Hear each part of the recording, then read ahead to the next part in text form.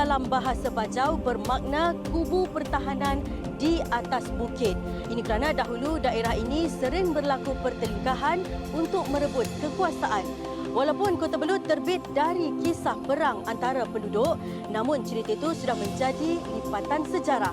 Apa yang penting, kini kawasan Kota Belud merupakan sebuah daerah yang syarat dengan kepelbagaian dan keunikan budaya. Sensor Kanu, Manga Pagare, Sa Kota Belud.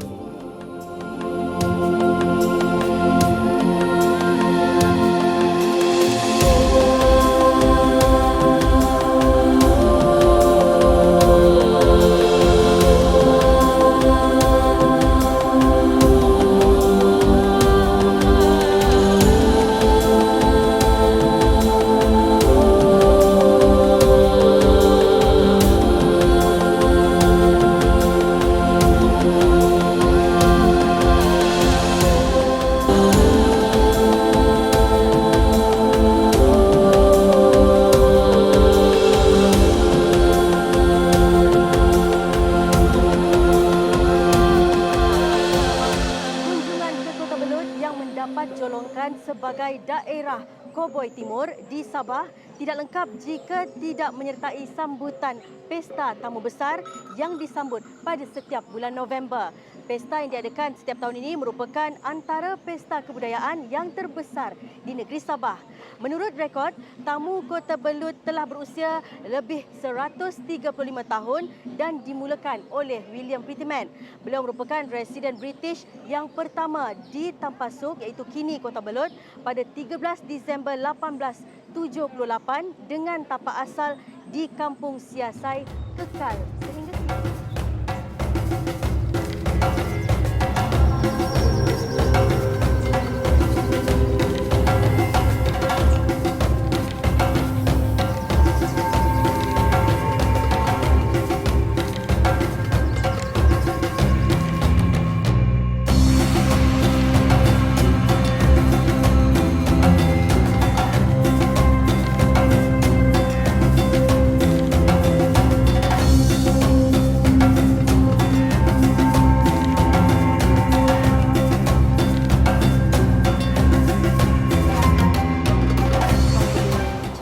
Apa maksud sebenarnya tamu besar Kota Belud? Ya, terima kasih. Selamat datang kepada semua.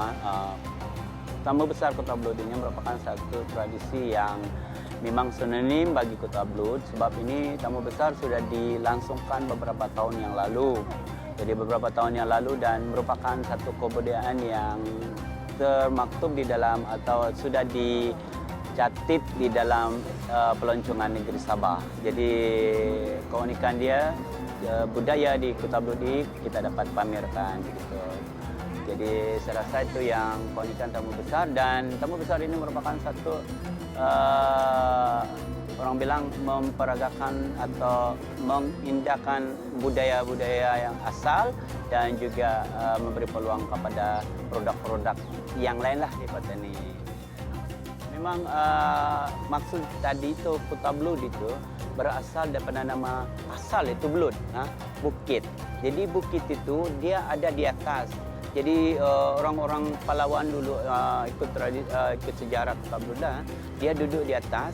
Jadi dalam peperangan atau dalam orang bilang permusuhan itu dia di atas, dan musuh-musuh itu senang dirang kawal atau dirang boleh lawan perang laut.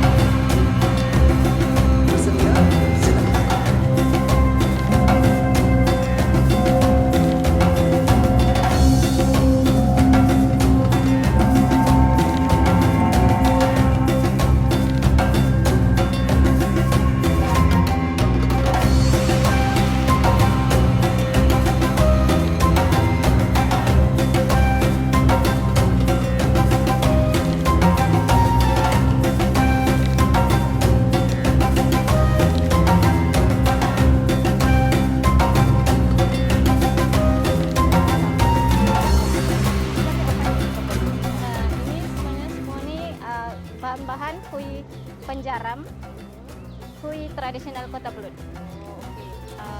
Wujud maksudnya apa bahan-bahannya? Penjaram dibuat dari tepung beras, tepung gandum, santan, gula, dengan pandan. Santan, tepung gandum, gula dan Pandan. pandan. Oh, jadi yang warna-warna ni apa ni? Ini ada warna coklat. Yang ini bukan warna lah. Yang ini gula melaka. Yang ini keladi. Yang ini yang penjaram original yang tiada pandan dia lah. Oh, ini. Yang ini penjaram pandan. Kalau begini ni berapa ni satu? Satu 7 RM2. Kalau di Kota Belud lah. 7 RM2. Ya. Oh, itu yang dorong sudah buat satu set lah. Ya. Okey, menarik. Jadi kalau datang ke Kota Belud wajib cuba kuih penjaram kan? Penjaram. Ini kuih tradisi Kota Belud. Okey, saya akan terbalik dulu ah. Sudah anda payah. Anda payah. Terus Cucuk. ya.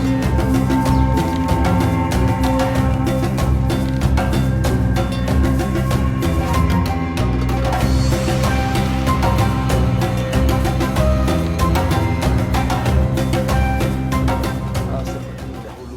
Tamu besar ini konsepnya ialah di mana kita boleh bertemu ya antara satu dengan lain. Tidak kira bangsa, agama ataupun daripada mana asal usul kita, tetapi dia tempat pertemuan. Dan disitulah kita boleh melihat tradisi kaum masing-masing. Kita juga boleh membeli belah tentang bahan-bahan lokal tempatan, dan ini satu petanda yang baik. Dan walaupun dalam keadaan seperti ini kita lihat bahawa kita telah boleh mengadakan tamu bestari dengan jayanya, dan saya ucapkan tahniah kepada pegawai daerah kita. Selain dijadikan sebagai pusat membeli belah, tamu ini turut menjadi pusat pertemuan dan perniagaan masyarakat berbagai kaum, merangkumi Bajau, Kadazan Dusun, Iranun dan juga Cina. Berdasarkan sejarah, tujuan utama Pritiman mengasaskan tamu ini adalah untuk memudahkan masyarakat bertemu residen dan pegawai daerah serta menyatukan 3 etnik terbesar daerah iaitu Bajau, Kadazan Dusun, Iranun yang berbalah pada ketika itu. Terletak di Kampung Siasai, tamu yang dipanggil Semiau dalam bahasa tempatan ini cukup terkenal dan dengan keunikannya kerana pelancong tidak perlu meredah kampung untuk menyelami budaya masyarakat pelbagai kaum, kerana dengan berkunjung di tamu ini mereka sudah boleh mempelajari budaya Bajau, Kadazan Dusun, Iranun, Cina dan sebagainya.